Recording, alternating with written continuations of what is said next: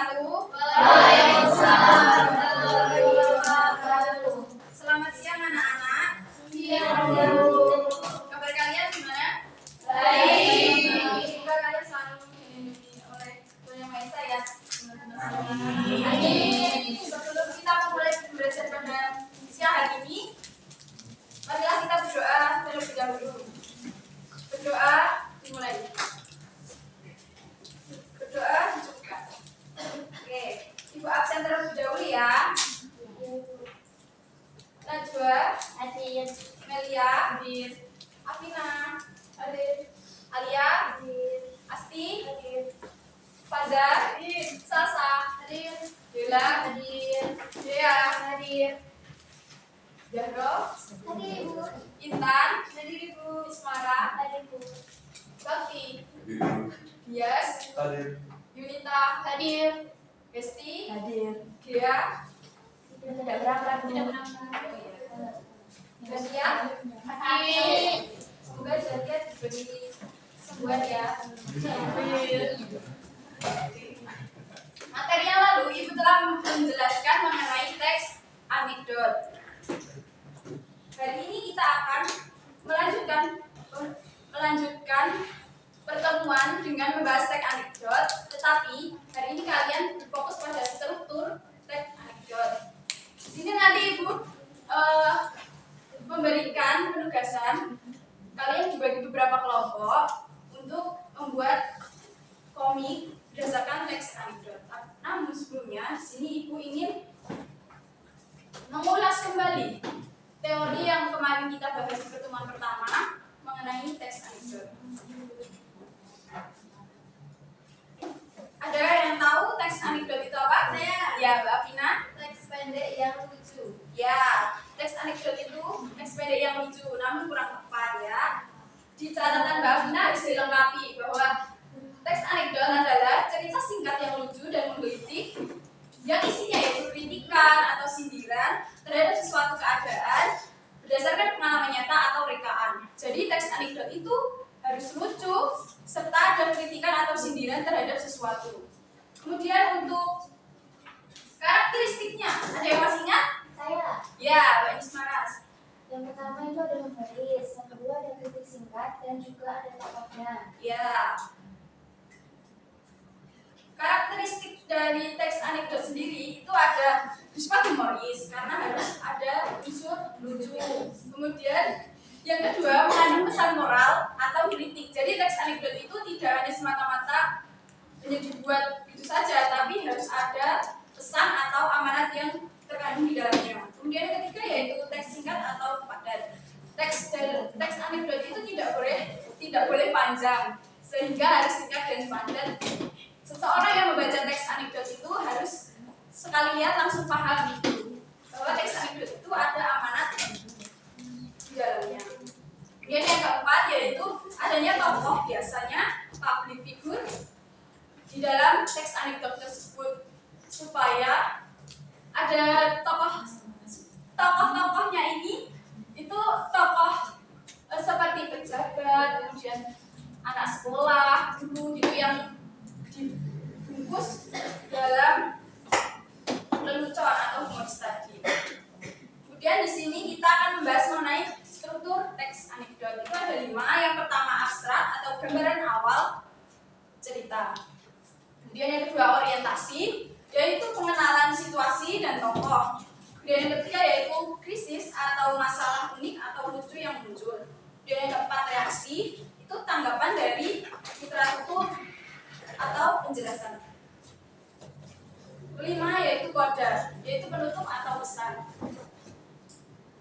Di sini Ibu memberikan contoh supaya kalian lebih paham mengenai struktur teks anekdot. Di sini ada teks yang mungkin kalian langsung paham ya ini maknanya apa? Ya. Untuk yang pertama kita analisis ya. Abstraknya tadi adalah gambaran awal cerita. Jadi kita langsung paham ini mengenai apa, yaitu UN yang lebay. Kata lebay di sini itu berarti tidak biasa, UN yang tidak biasa gitu. Kemudian yang kedua orientasi, yaitu pengenalan situasi dan tokoh. Di sini ada siswa SMA, terus petugas ya polisi atau petugas berseragam coklat, kemudian tikus ya tanda kutip yang membawa uang.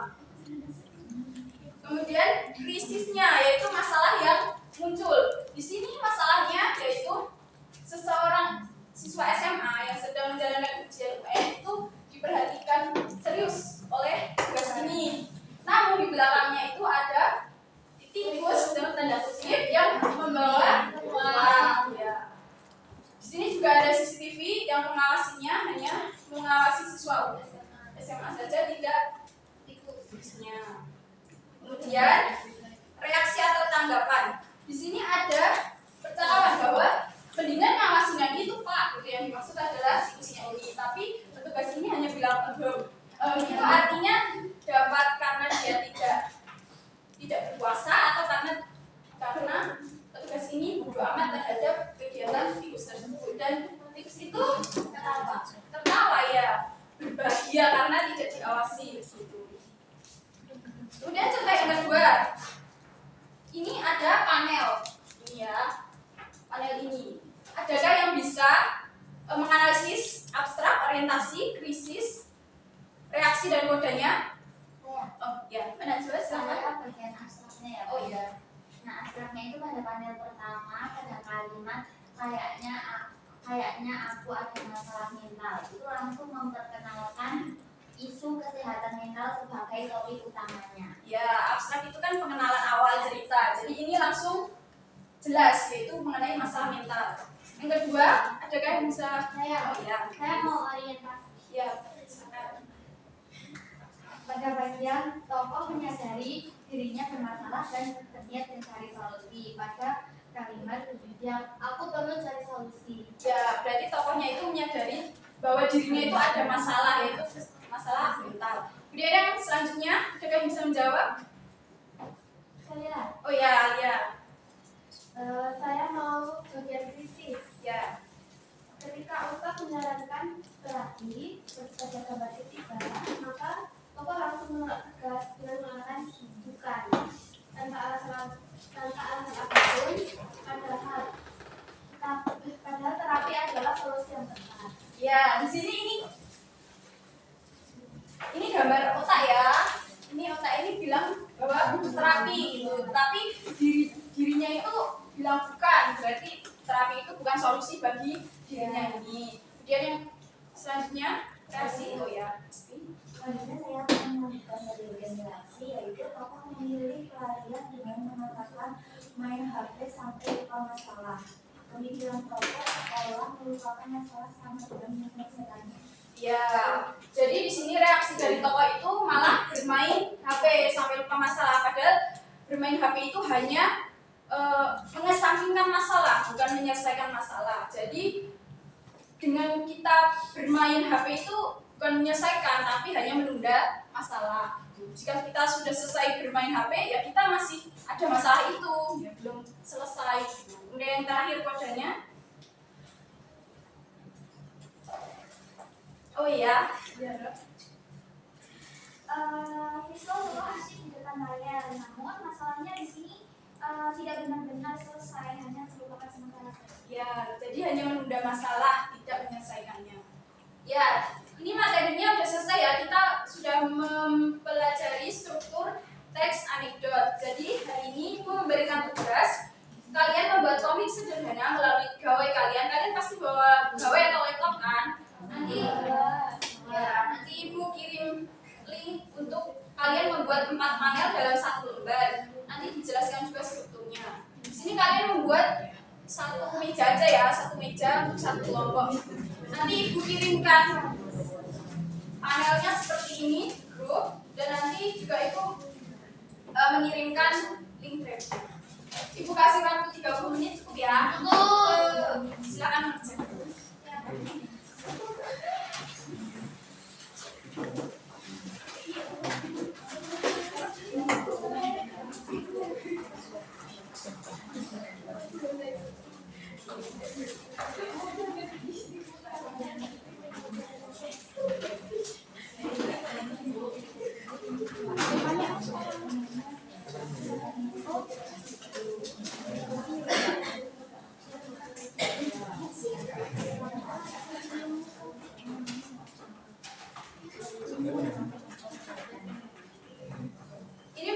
30 menit ya anak-anak. Yang udah kirim kelompok siapa?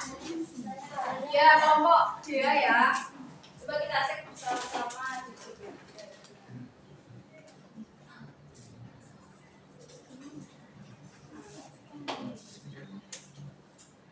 Nah, ini kelompok 2. Kelompok 2 ini kelompok siapa? Saya. Oh ya. Boleh maju Mbak Dia dan temannya? Boleh.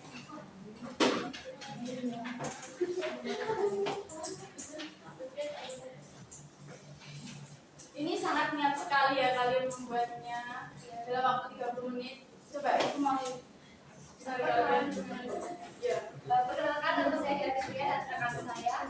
Nama saya Diatria Sejarani. Di sini kita akan menganalisis hasil diskusi kami. Yang pertama judulnya itu kerja kelompok yang menyindir fenomena umum kerja kelompok yang tidak merata. Hanya sebagian yang bekerja, sisanya bersantai. Yang kedua ada orientasi yang dimana guru memberi tugas kelompok lalu siswa sepakat membagi tugas.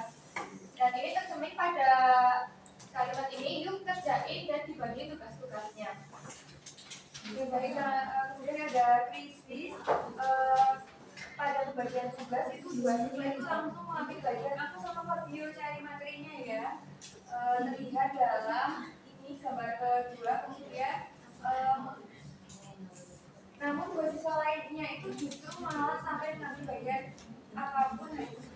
Namun dua lainnya itu tidak mengambil bagian apapun, hanya kedua siswa saja. Kemudian yang keempat ada reaksi salah satu siswa sampai mau berkata aku dan Mandra mendukung kamu dari belakang saja deh. Pada gambar ketiga ini sebuah jawaban yang menggelikan karena mendukung dari belakang itu maksudnya apa? Berarti tidak ikut bekerja sama sekali.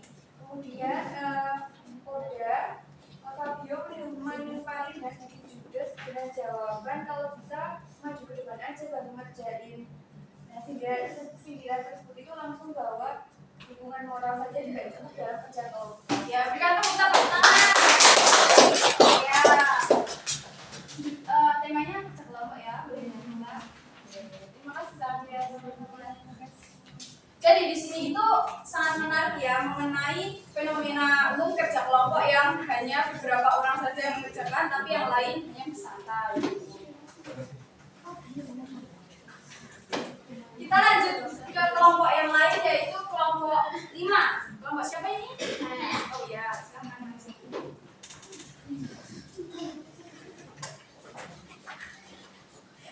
Ini mengenai niat belajar ya? Iya. Silakan gimana? Sebelumnya perkenalkan saya Najwa Saraya dan teman saya. Dan di sini saya akan mempresentasikan hasil kerja kelompok kita. Nah, yang pertama itu ada abstraknya yang berupa judul niat belajar. Itu menyindir betapa mudahnya niat belajar yang kuat runtuh karena godaan notifikasi HP. Nah, orientasinya itu ini ya, Nindi belajar dengan penuh semangat. Nah, seperti Nindi mengatakan bahwa hari ini aku mau fokus belajar. Nah, digambarkan berbaring sambil membuka buku dengan antusias. Nah, selanjutnya ada krisisnya, itu bagian tiba-tiba HP berbunyi kunting-kunting, muncul notifikasi media sosial. Nindi pun tergoda mengecek Instagramnya. Kemudian bagian reaksinya itu Nindi langsung membuka HP dan scroll Instagram, melupakan begitu saja niat bacanya yang tadi sangat berhibur. Nindi tersenyum santai sambil berkata, aku gagal tapi sudah ada niat yang sangat tulus. Dan besok aja, penutup yang lucu sekaligus menjadi kebiasaan yang berbeda. Ya, tepuk tangan. Ya, ini juga menarik ya bahwa ini masalah di sekitar kita, yaitu menunda suatu kegiatan yang baik, yaitu belajar, tapi kita tunda karena ada notifikasi atau gangguan sedikit, yaitu mengenai HP. Boleh minta? Terima kasih sekali. Ya, kalian ibu rasa kalian sudah paham ya mengenai struktur teks anekdot ini? Sudah kan? Ya. Itu saja hari ini kita belajar mengenai teks anekdot.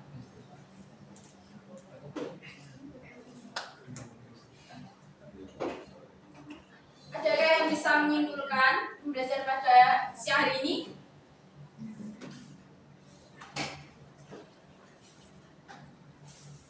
Oh ya, Saya Mbak, silakan.